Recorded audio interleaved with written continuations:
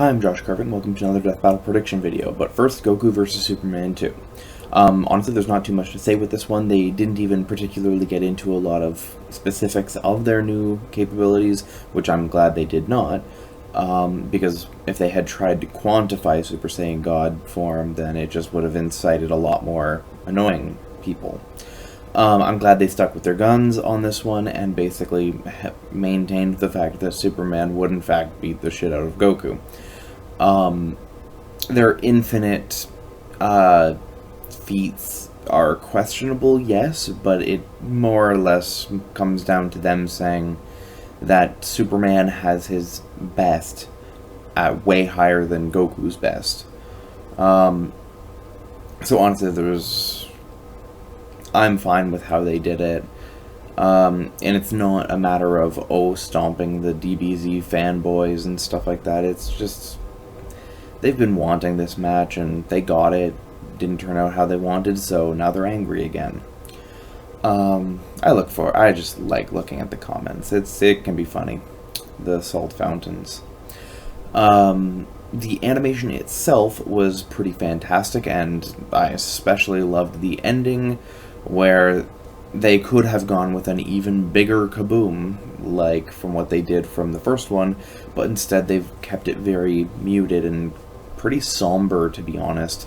That whole ending was just very, I don't know, it hurt a little bit, even though I definitely wanted Superman to win. It was just, I don't know, it's like putting down a puppy.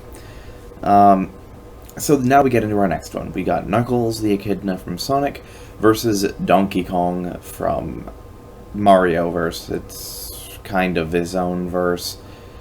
I'll call it the Mario universe because he's pretty much part of the Mario setting anyway. So, we have first, we're going to go into the stats as usual, and we got speed for Knuckles is basically his forte in this fight. He can keep pace with people like Sonic, so he should be easily hypersonic. His strength is something that he's very known for in his own setting. He lifted an entire factory generator. He's destroyed a device that was stopping the moon from rotating around the Earth. Other than that, though, it's mostly him scaling to Sonic's feats that gives him city-level destructive capacity.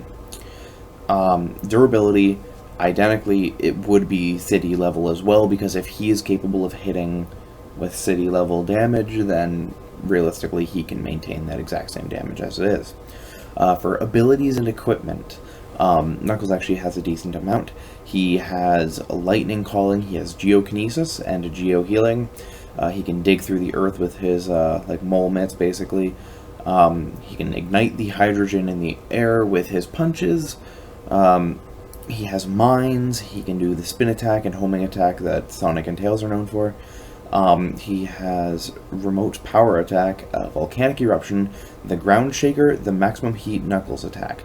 The last one is basically his strongest attack that he does, and I believe Sonic Heroes, or it's Sonic Adventure 2. Honestly, though, a lot of his stuff is fully based around punching things and punching them harder. Not a lot of his abilities are based around sneaking, nor is his character. Tactics won't be a very important factor in this fight because neither side is particularly strategic. It more or less just comes down to the fact that they're going to be having a slugfest. So we go right into Donkey Kong then, who, his best strength feat is when he punched the moon out of orbit. Yes, it was a smaller moon, but people have used the size to show how heavy it would be, and the feat came out to being around country level. So that poses a huge issue for Knuckles. In terms of speed, his fists ignite the air similarly to how Knuckles does, and it requires, I think, a minimum of Mach 5 in order to create fire with motion. His durability is country level as well, for the same reason that Knuckles is city level durability. Because of a good guy named Sir Isaac Newton, when Donkey Kong punches something, the exact same force is going into his arm. So when Donkey Kong punched the moon, even though he charged up with that attack, there was no matter of charging his durability. That is simply where his durability is. Other than that, though, he doesn't have nearly as much equipment, but he has his coconut gun, which fires homing coconuts, orange grenades, bongos, jetpack barrels, anti-projectile thunderclap, and the charging giant punch. He's probably also going to get his moveset from Super Smash Bros., which I'm not going to expand on quite as much, but he has a lot of experience fighting against very capable fighters, as well as Knuckles does. They both have been fighting a lot of the top tiers in their verse, and both have been coming out with somewhat decent results. Knuckles has occasionally lost to people like Shadow and Sonic, and to be entirely fair, Sonic often does so casually. But that's more indicating the advantage that Sonic has in terms of speed, because he can just kind of walk around Knuckles' hits. Though Sonic has specifically said that Knuckles' attacks are very slow and easy to read. So then, honestly, there's not much else to talk about. This is another one of those fights like Beast versus Goliath, where it's a slugfest. These two people aren't going to be using powers and abilities to try to counter each other. It's just all a matter of who hits harder and what happens and when those hits start hitting. And it should be fairly obvious just by looking at these stats that Donkey Kong can't lose this fight. Knuckles can sit there wailing on Donkey Kong for 5 minutes, which is perfectly in character for him to do, and then Donkey Kong could backhand Knuckles across the head and kill him in a single hit. That actually removes a good chunk of Knuckles' capabilities. His digging won't come into play nearly as much because of the fact that Donkey Kong has tremor attacks. He can punch the ground and do enough damage that it'll kill Knuckles. His healing gets counteracted because, hey, you're not going to survive the first hit. I'm hoping that they actually portray the fight to be that. In addition, the size and weight is huge between these two. Knuckles is at least 10 times lighter and I think a third of Donkey Kong's height. Besides that, though, this is a pretty straightforward fight. I don't see any way that Knuckles could feasibly win. Though, one thing that I'm intentionally ignoring are the forms, because I already know from the threads, and the research team has been stating that Super Knuckles and Strong Kong will not be included, because, as happens with the Sonic and Mario fights, they tend to remove the power-ups that have already been mostly done. And, interestingly enough, the amount of time that Super Knuckles lasts is a lot shorter than the time that Strong Kong lasts.